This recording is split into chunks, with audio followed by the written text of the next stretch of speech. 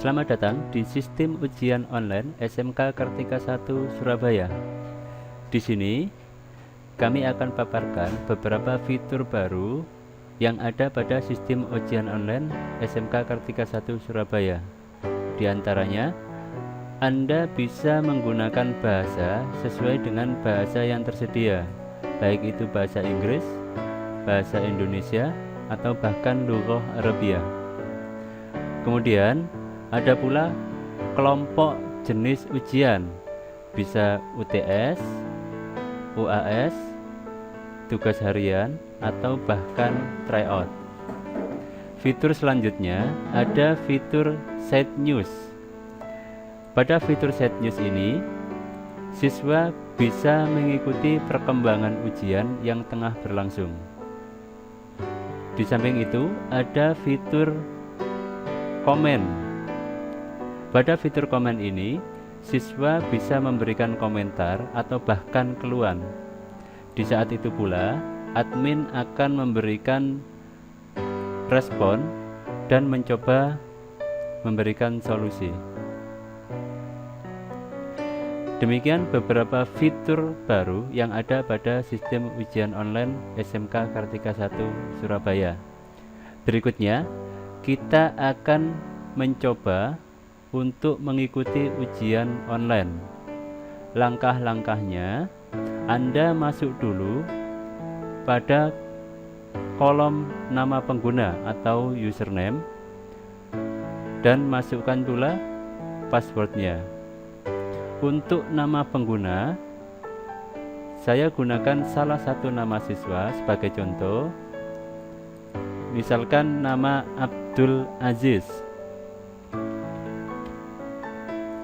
Nah, untuk penulisan format nama pengguna, kata pertama ditulis lengkap, kemudian titik. Untuk kata-kata berikutnya hanya ditulis huruf awalnya saja. Jadi, untuk anak dengan nama Abdul Aziz hanya dituliskan Abdul.A. Kemudian passwordnya kita menggunakan password dari sistem ujian online, karena asumsinya kita baru pertama kali mengikuti ujian. Jadi password default atau password khusus dari sistem ujian online itu adalah Chengmi.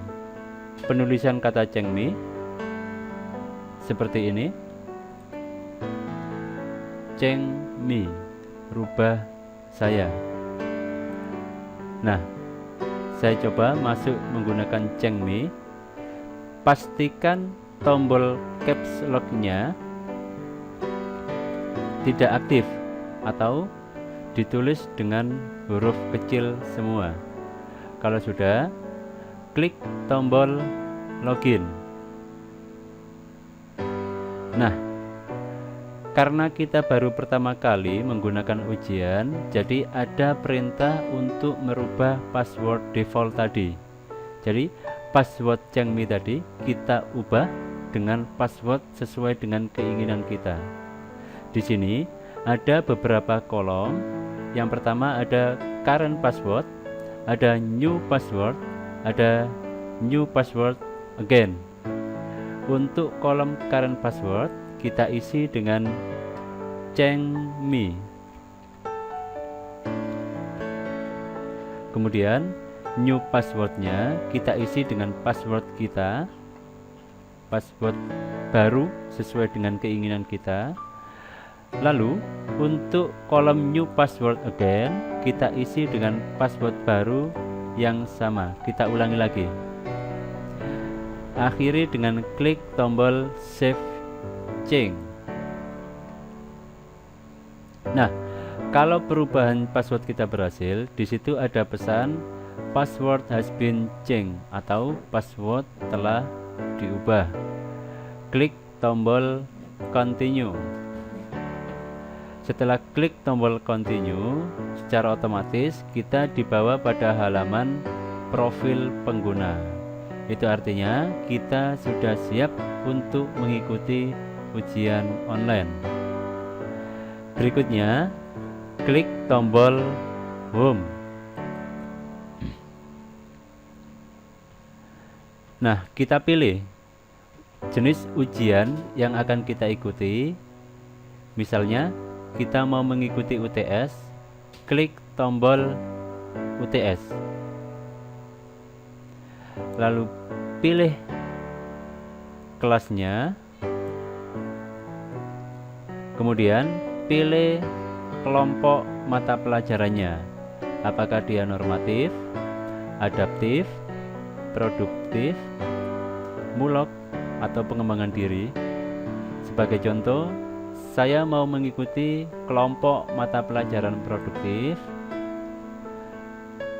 Apakah dia kelompok kompetensi akuntansi atau TKJ? Saya pilih produktif TKJ sebagai contoh. Lalu pilih ujian yang ingin Anda ikuti. Misalnya, saya mau mengikuti ujian instalasi software. Klik ujiannya, kemudian klik nama ujiannya.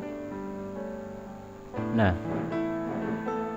di sini ada tombol Attempt Quiz. Klik tombol Attempt Quiz atau mengikuti ujian. Klik. Ada pop-up atau tampilan melayang. Di situ Anda klik tombol Start Attempt atau memulai ujian. Klik.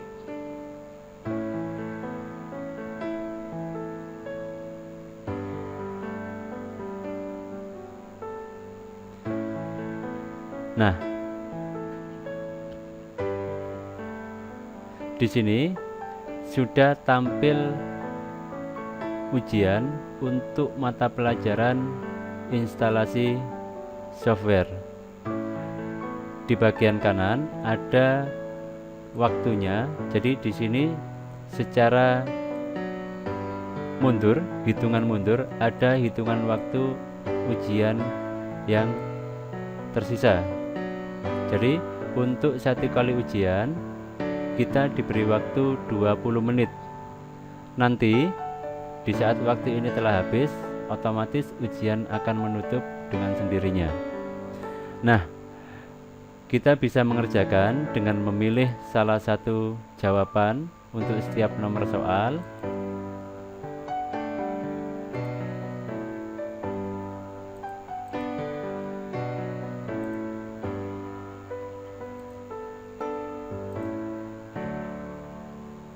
Ini saya acak saja untuk menjawabnya. Untuk ke atas kita bisa klik tombol yang melayang ini. Ada back to top atau kembali ke atas. Nah, kalau dirasa kita cukup, sudah terjawab semua, atau kita rasa sudah cukup untuk menjawabnya, kita akhiri ujian ini dengan cara klik tombol next yang ada di bawah. Klik tombol next. Kemudian di sini ada status jawaban.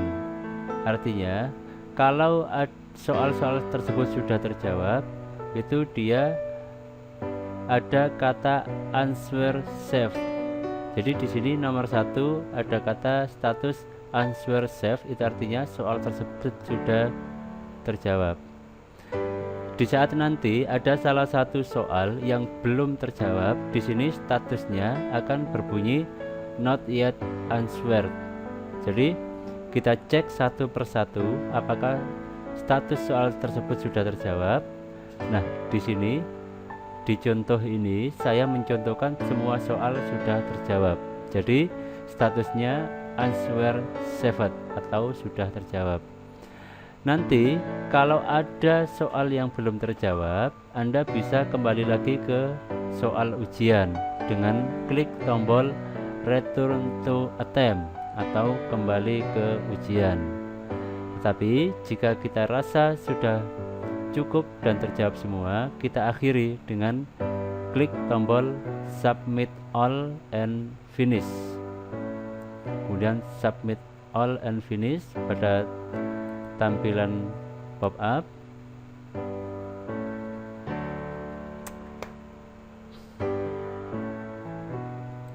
Continue. Nah, di sini kita sudah bisa melihat nilainya. Jadi dari 20 soal tadi saya hanya bisa menjawab 5. Otomatis nilai saya hanya 25. Demikian langkah-langkah untuk mengikuti ujian.